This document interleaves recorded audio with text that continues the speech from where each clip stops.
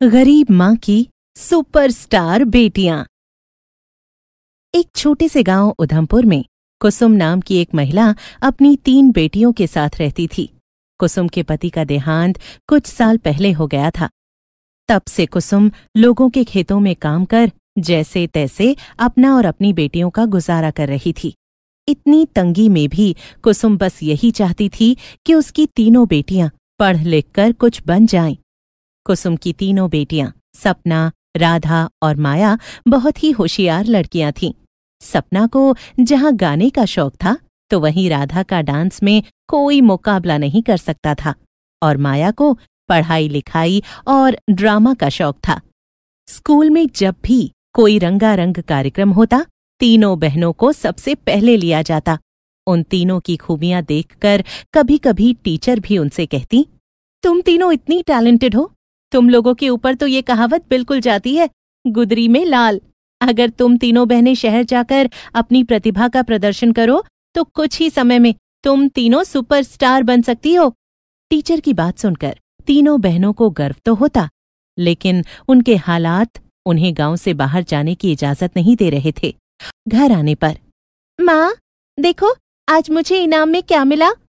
अरे वाह, ये तो बहुत ही सुंदर है। माँ सपना को ही नहीं, देखो मुझे भी सबसे अच्छा डांस करने के लिए क्या मिला है। कुसुम बहुत खुश थी। तभी उसने माया की तरफ देखा तो माया ने भी अपना गिफ्ट आगे कर दिया। माँ तुम्हें पता है, टीचर कह रही थी कि तुम 3 बहनें बहुत ही टैलेंटेड हो, तुम्हें तो शहर जाकर अपनी प्रतिभा का प्रदर्शन करना चाहिए। अरे बेटा, वो तो टीचर है, कुछ भी कहेंगी।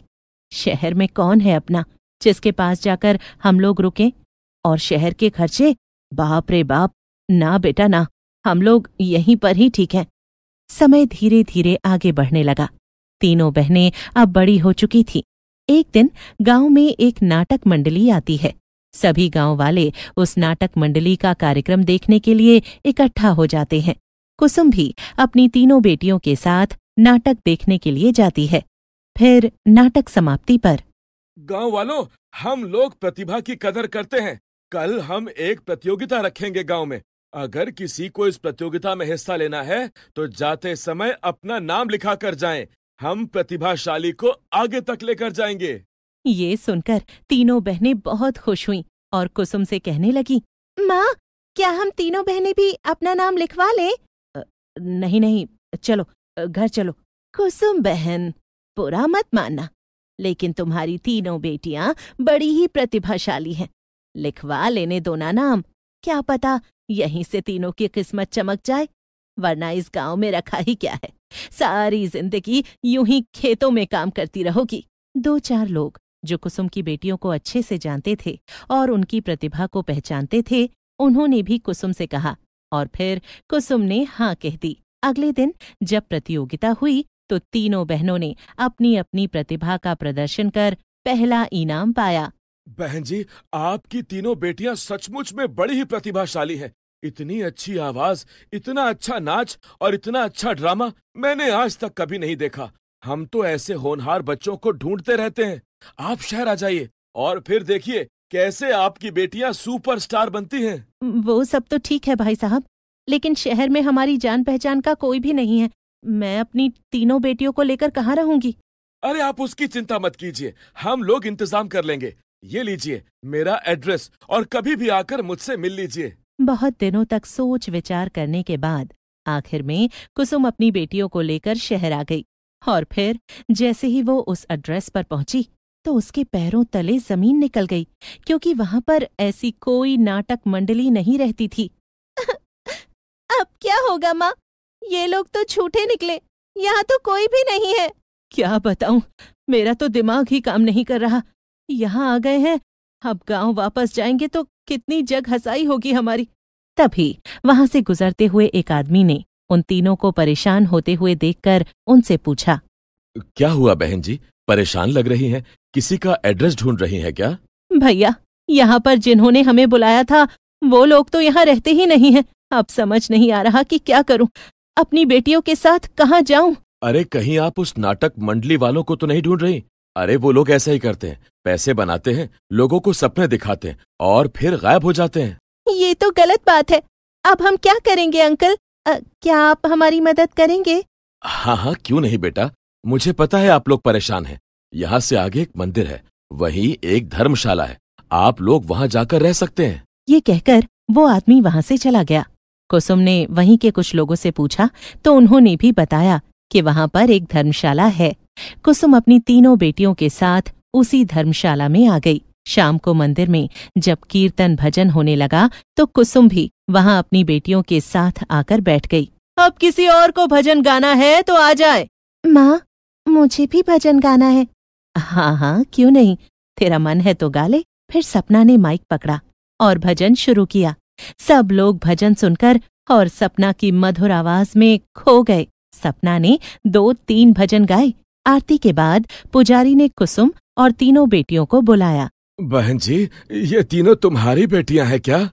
जी पुजारी जी। बहुत ही अच्छी बेटियां हैं। आज तो सच में मंदिर में समा बंध गया। फिर कुसुम अपनी आप बीती पुजारी जी को बताती है। ओह, सुनकर बहुत दुख हुआ, पर तुम चिंता मत करो बहन। देख लेना, एक दिन तुम्हारी बेटियां तुम्हारा नाम रोशन करेंगी। यही धर्मशाला में रहो, मंदिर में भंडारा लगता है तो खाने पीने की भी चिंता नहीं है।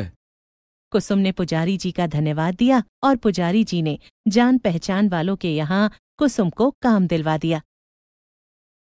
शाम को मंदिर में कीर्तन भजन के समय तीनों बहनें अपनी प्रतिभा का प्रदर्शन करती। अब तो मंदिर में बहुत भीड़ लगने लगी। वहां पर एक मशहूर सिंगर आया। जब उसने सपना का गाना सुना तो वो मोहित हो गया। तुम्हें तो सिटी टैलेंट हंट में हिस्सा लेना चाहिए। तुम तीनों बहनें तो सचमुच कमाल हो। ये सुनकर तीनों बहनें खुश हो जाती हैं। वो उस सिंगर से पूछकर वहां के सिटी टैलेंट हंट में अपना नाम लिखवा देती हैं। जब स्टेज पर सपना अपना परफॉर्मेंस देने के लिए आती है तो पहली बार इतने लोगों के बीच में खड़ी होकर वो बुरी तरह घबरा जाती है और अपने सारे सुर भूल जाती है। घबराओ नहीं, पहली बार सबके साथ ऐसा ही होता है। मन को थोड़ा शांत करो, आंखें बंद करो और सोचो कि तुम यहाँ पर क्या करने आई हो। फिर सपना वैसा ही करती है और वो फिर से गाना शुरू करती है। वो पहला राउंड जीत जाती है। फिर कुसुम के पास आकर, माँ, हम और मेहनत करेंगे और देखना फिर सब सही हो जाएगा। हाँ मेरे बच्चों, मैं भगवान से प्रार्थना करती हूँ कि सब सही हो जाए। सेकेंड राउंड भी तीनों बहनें जीत लेती हैं और फिर फाइनल में पहुंच जाती हैं। तुम तीनों बहनों ने सेकेंड राउंड जीत लिया। फाइनल राउंड के लिए बहुत मेहनत करनी है। मैं चाहता हूँ कि तुम तीनों ही फाइनल राउंड जीतो। सर, फाइनल राउंड जीतने के बाद क्या मुझे काम मिल जाएगा? तभी वहां पर एक और आदमी आता है। मेरा नाम विनोद है और मुझे तुम्हारा रंगमंच पर काम करना बहुत अच्छा लगा। तुम्हारे अंदर प्रतिभा कूट कूट कर भरी हुई है। मैं चाहता हूँ कि तुम मुझे ज्वाइन कर लो। कई सीरियल्स के लिए ऑडिशन चल रहे हैं। मुझे लगता है कि तुम्हें वहां जाकर ऑडिशन देना चाहिए। ये सुनकर माया खुश हो जाती है। फाइनल राउंड तीनों बहनें जीत जाती हैं और तीनों को अपने अपने सपनों की उड़ान भी मिल जाती है। सपना को गाने का मौका मिलता है तो वहीं राधा को डांस ग्रुप में शामिल कर लिया जाता है। माया एक सीरियल के लिए ऑडिशन देने लगती है। ऑडिशन के सेट पर माया को उसके कपड़ों से जज करके कुछ बच्चे उसका मजाक उड़ाने लगे। अरे देखो, इस लड़की को कैसे कपड़ों में ऑडिशन देने आई है, जैसे कपड़े पहनने की तमीज ही नहीं। भला ये ऑडिशन में क्या करेगी? मुझे तो लगता है इसका पोर्टफोलियो भी ऐसा ही होगा। तुम दोनों चुप हो जाओ। यहाँ पर सब अपने अपने हिसाब से बनकर आए हैं। असली टैलेंट तो कैमरे के आगे दिखाना होता है। उस लड़के की बात सुनकर दोनों लड़कियां चुप हो जाती हैं, लेकिन माया दिल ही दिल में घबराने लगती है। वहां पर वो सभी के कपड़ों को देखने लगती है। ये मैं क्या कर रही हूँ? मुझे बस अपनी माँ को देखना चाहिए जो घर पर मेरा इंतजार कर रही है। नहीं, मैं अपना बेस्ट दूंगी। फिर जब माया कैमरे के सामने जाती है तो वो बहुत अच्छा प्रदर्शन करती है। यहाँ तक कि ऑडिशन खत्म होते ही उसे ऑफर भी मिल जाता है। तब वो दोनों लड़कियां अपना समूह लेकर वहां से चली जाती हैं। माँ, मेरे लिए प्रार्थना करना, कल मुझे एक डांस कोरियोग्राफ करना है। हाँ मेरी बच्ची, देख लेना, तुम्हारा नाम रोशन होगा। 1-2 महीने और संघर्ष के बीतने के बाद तीनों बहनें धीरे धीरे सफलता की सीढ़ियां चढ़ना शुरू करती हैं। अब कुसुम के लिए वो एक छोटा सा घर ले लेती हैं और सब मिलकर वहीं पर रहते हैं। हाँ, आज जो कुछ भी हम लोग कर पाए हैं वो तुम तीनों की प्रतिभा के कारण हो पाया है। भगवान का बहुत बहुत शुक्र है कि मुझे इतनी अच्छी बेटियां मिली। देखते ही देखते 3 साल बीत जाते हैं। फिर एक दिन कुछ पत्रकार जब कुसुम से पूछते हैं, हमने सुना है कि आप लोग बहुत गरीब थे और फिर बहुत मेहनत करने के बाद आज आपकी बेटियां इतने बड़े मुकाम पर हैं। आप कुछ कहना चाहेंगी? मैं बस भगवान का शुक्रिया अदा करना चाहती हूँ, जिन्होंने मेरी बेटियों को इतनी प्रतिभा दी, जिनके कारण गरीबी हार गई और मेरी तीनों बेटियां जीत गईं। कुसुम की बात सुनकर सभी जोरदार तालियां बजाने लगे। हाँ, तुम तीनों मेरी सुपरस्टार बेटियां, मुझे तुम तीनों पर बहुत गर्व है। गरीबी बस हालात है, किस्मत नहीं, और तुम तीनों ने अपनी किस्मत खुद बनाई है। और उसके बाद कुसुम और तीनों बहनों की जिंदगी बहुत अच्छी गुजरने लगती है। माधवी के हाथ कांप रहे थे, उसके हाथ खून से सने हुए थे। डॉक्टर उसकी बेटी अंजलि को लेकर अभी अभी ऑपरेशन थिएटर गए थे। उसका छोटा बेटा डरा सहमा उसकी साड़ी के पल्ले को पकड़कर खड़ा हुआ था। वहीं से गुजर रही एक नर्स की नजर जब उस पर पड़ती है तो उसे उस पर दया आ जाती है।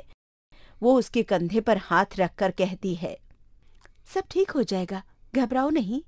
देखो, आपका बेटा भी कितना डरा हुआ है। आराम से यहाँ बैठ जाओ, मैं किसी के हाथ पानी भिजवाती हूँ।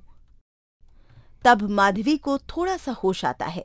वो अपने बेटे गोलू की तरफ देखती है और फिर उसे गले लगाकर रोने लगती है। नर्स पानी भेज देती है तो वो खुद भी पानी पीती है और गोलू को भी पिलाती है। आधे घंटे बाद डॉक्टर ऑपरेशन थिएटर से बाहर निकल कर आते हैं और बताते हैं कि अब उनकी बेटी खतरे से बाहर है। आप मेरे साथ चलिए, मैं आपको कुछ दवाइयाँ लिख कर देता हूँ। वो दवाइयाँ अस्पताल में नहीं, आपको बाहर से लेनी होंगी। डॉक्टर साहब, कितने की आ जाएंगी दवाइयाँ? हाँ, ये दवाइयाँ तकरीबन 1800 से 2000 की आएंगी। ये कहकर डॉक्टर वहां से चला जाता है, लेकिन माधवी अपना सर पकड़कर बैठ जाती है। उसके पास इतने पैसे नहीं थे। कल ही उसने जैसे तैसे करके अपने घर का किराया दिया था और आज खेलते समय उसकी बेटी छत से नीचे गिर गई। वो अपने बेटे का हाथ पकड़कर भागते हुए घर आती है और पैसे निकालकर गिनने लगती है। वो तकरीबन 300 रुपए थे। फिर वो पास की पड़ोसन के पास जाती है। अरे अरे, ये तो बहुत बुरा हुआ। अब अंजलि ठीक तो है ना? देख बहन, मेरे पास इतने पैसे नहीं हैं। हाँ, अब 200 रुपए पड़े हैं, तुम्हें मैं वो दे देती हूँ। भगवान का शुक्र अदा करो, बच्ची की जान बच गई। 200 रुपए से तो काम नहीं चलेगा। कोई है तुम्हारी जान पहचान में जो मुझे थोड़े पैसे उधार दे दे? नहीं नहीं बहन, मेरी नजर में तो ऐसा कोई भी नहीं है। और तुम्हें तो पता है, जब तक कुछ अपने पास नहीं रखते तब तक कहाँ कोई पैसे देता है। माधवी और लोगों से पैसे मांगने के लिए जाती है, लेकिन कोई भी उसकी मदद नहीं करता। तभी उसे एक आदमी एक घर के बाहर बड़े से ट्रक से सामान उतारते हुए दिखाई देता है। एक आदमी इधर उधर किसी काम वाले की तलाश कर रहा था। भाई साहब, आपको देखकर लग रहा है आप किसी काम वाले को ढूंढ रहे हैं। मैं कोई मदद करूं क्या? मुझे पैसों की जरूरत है। आप कहेंगे तो ये सामान मैं अंदर रख दूंगी। अरे तुम कैसे कर पाओगे ये काम? तुम तो एक औरत हो। भाई साहब, मैं हाथ जोड़ती हूँ, मुझे काम दे दीजिए। मुझे पैसों की जरूरत है। मुझे अपनी बेटी के लिए दवाइयाँ लेनी है। माधवी की मजबूरी देखकर वो आदमी उसे काम के लिए कह देता है। माधवी भारी भारी सामान भी उठाकर अंदर रख रही थी। आखिर में उसे उस काम के लिए 800 रुपए मिलते हैं। फिर वो दवाई की दुकान पर जाती है और उसमें से कुछ दवाइयाँ ले लेती है। एक इंजेक्शन अभी भी वो खरीद नहीं पाती। गोलू उसके साथ साथ ही था। वो गोलू का हाथ पकड़कर अपनी बेटी को देखने के लिए जाती है। अरे, आप तो खाली दवाइयाँ लाई हैं, इंजेक्शन लेकर नहीं आए। अरे वो बहुत जरूरी है। डॉक्टर साहब, मेरे पास बस इतने ही पैसे थे। आप कुछ करके अस्पताल से ही वो इंजेक्शन लगवा दीजिए ना। देखिए, अभी अस्पताल में ये दवाई बिल्कुल भी अवेलेबल नहीं है। खैर, कोई बात नहीं, मैं कोई और दवाई देता हूँ। माधवी रोज अपनी बेटी के पास वहीं बैठी रहती और अपनी बेटी की देखभाल करते पूरे 1 हफ्ते बाद उसकी बेटी को अस्पताल से छुट्टी मिल जाती है और वो उसे लेकर घर आ जाती है। कितनी बार कहती थी तुम दोनों को कि छत पर जाकर कोई भी दंगा मत किया करो, लेकिन तुमने मेरी एक नहीं सुनी। अगर तुझे कुछ हो जाता तो मैं क्या करती? मुझे माफ कर दो माँ। गोलू, दीदी के पास बैठ और इसे पानी चाहिए तो दे देना। मैं एक बार अपने काम पर जाती हूँ, देखती हूँ वहां पर क्या होने वाला है। ये कहकर माधवी अपने काम पर जाती है, लेकिन वहां जाकर उसे बुरी खबर ही सुनने को मिलती है। वो बहुत बोलती है कि उसकी बेटी की तबीयत खराब हो गई थी, इसलिए वो काम पर नहीं आ पाई, इसलिए उसे जॉब से ना निकाला जाए। लेकिन उसकी फरियाद अनसुनी रह जाती है। वो रोते हुए घर आ जाती है। आस पड़ोस के लोग अंजलि की खबर सुनकर उसका पता लेने के लिए आते हैं, लेकिन कोई भी माधुरी के उस दर्द में मदद करने के लिए तैयार नहीं था जो उसे असल में चाहिए थी। भाई साहब, कहीं नौकरी का जुगाड़ हो जाए तो मेरे लिए नौकरी ढूंढ दो ना प्लीज। अरे बहन, क्या हुआ? तुम्हारी नौकरी चली गई है क्या? अरे भाई, ये तो बहुत बुरा हुआ। लोग किसी की परेशानी नहीं समझते हैं। खैर, मैं देखता हूँ तुम्हारे लिए कोई नौकरी। और जब वो पड़ोसी वहाँ से बाहर निकलता है तो दूसरे पड़ोसी से इसी बात पर चर्चा करता है। अरे रहने दो भैया, एक तो नौकरी, ऊपर से एक औरत का मामला, कहीं फंस न जाओ। अरे भाई, मैं तो कहता हूँ कि रहने दो। उसे नौकरी चाहिएगी तो वो खुद ढूंढ लेगी। और आजकल भला करने के लिए सोचो तब भी बुराइयां ही मिलती हैं। कह तो तुम ठीक रहे हो, और फिर वैसे भी पड़ोस का मामला है। मैं सोच रहा हूँ कि बात को टरका ही दूं। अंजलि की तबीयत में और थोड़ा सुधार होता है तो माधवी अपने लिए बेलदारी का काम ढूंढने के लिए निकल जाती है, लेकिन अधिकतर जगहों पर बेलदारी का काम बिल्कुल बंद था क्योंकि बरसात का मौसम शुरू हो चुका था। हे भगवान, समझ में ही नहीं आ रहा कि क्या करूं। नौकरी कहीं नहीं होगी तो पैसे कहाँ से आएंगे? मुझे तो ऐसा लगता है जैसे कि हम तीनों भूखे मर जाएंगे। माधवी आज भी बहुत जगह काम की तलाश करती है, लेकिन उसे कहीं काम नहीं मिलता। शाम को वो घर आती है और रात को तेज बारिश शुरू हो जाती है। माँ, बाहर क्या देख रही हो? खाना बनाओ ना, बहुत तेज भूख लगी है। हाँ गोलू, अभी बनाती हूँ। बस कुछ सोच रही थी, पता नहीं ये बारिश सुबह तक रुकेगी या नहीं। माँ, दीदी को भी भूख लगी है, पहले खाना बना दो ना। और फिर माधवी जाकर बर्तनों में दाल चावल देखने लगती है। थोड़ी सी दाल और चावल उसे मिल जाते हैं। तब वो अपने बच्चों के लिए पतली सी खिचड़ी बनाती है। माँ, मैं नहीं खाऊंगा खिचड़ी, मुझे खिचड़ी बिल्कुल भी अच्छी नहीं लगती। ऐसा नहीं कहते गोलू। देख बेटा, बाहर कितनी तेज बारिश हो रही है, कहाँ से सब्जी लेकर आते? अभी तो तुम खिचड़ी खा लो। मैं वादा करती हूँ कल तुम्हारे लिए अच्छी सी सब्जी बनाऊंगी, ठीक है? पक्का ना? हाँ। प्रॉमिस करो। कल मेरे लिए भिंडी की सब्जी बनाओगी ना? हाँ हाँ, मैं वादा करती हूँ। फिर वो अपने आंसू पोंछती है। अगले दिन सुबह भी बहुत तेज बारिश थी। आज तो गली का पानी भी घर के अंदर घुस गया था। जैसे तैसे करके माधवी पानी को बाहर निकालती है। घर में राशन बिल्कुल खत्म हो चुका था और माधवी के पास पैसे भी। दोपहर के समय जब बच्चों से भूख बर्दाश्त नहीं हुई तो माधवी पड़ोस से थोड़ा सा आटा ले आती है और बच्चों को खिलाकर खुद भूखी बैठी रहती है। 2 दिन बाद जब बारिश रुकती है तो माधवी फिर काम की तलाश में बाहर निकल आती है। आज उसे एक ढाबे पर बर्तन मांजने का काम मिल जाता है और वो, भैया जब मेरी सैलरी बनेगी तो मुझे दे देना, लेकिन मैं तुमसे हाथ जोड़कर विनती करती हूँ, मुझे 2-3 रोटी काम खत्म होने के बाद दे देना। मेरे बच्चे घर में भूखे बैठे हैं। ठीक है, काम ढंग से करो, मैं रोटियां दे दूंगा। और ये सुनकर माधुरी बड़ी खुश होती है। फिर वो जितने भी लोग आते हैं उन सबके जूठे बर्तन मांजकर 4 रोटी थोड़ी सी सब्जी लेकर घर आ जाती है। जाने से पहले ढाबे वाला कह देता है कि शाम को समय से आ जाना। घर आकर वो अपने बच्चों को खाना खिलाती है। उसी में से आधी रोटी जो बच जाती है वो उसे खा लेती है। माँ, ये खाना तो बहुत ही स्वादिष्ट था। हाँ बेटा, खाना तो वाकई में बहुत स्वादिष्ट था। हे भगवान, मुझ पर अपनी कृपा बनाए रखना। 2 रोटी का जुगाड़ बड़ी मुश्किल से हुआ है। तूने गरीब तो बनाया ही बनाया, साथ में इतने सारे पेट भी लगा दिए। अब हम क्या करें? और ये कहकर माधवी फिर रोने लगती है।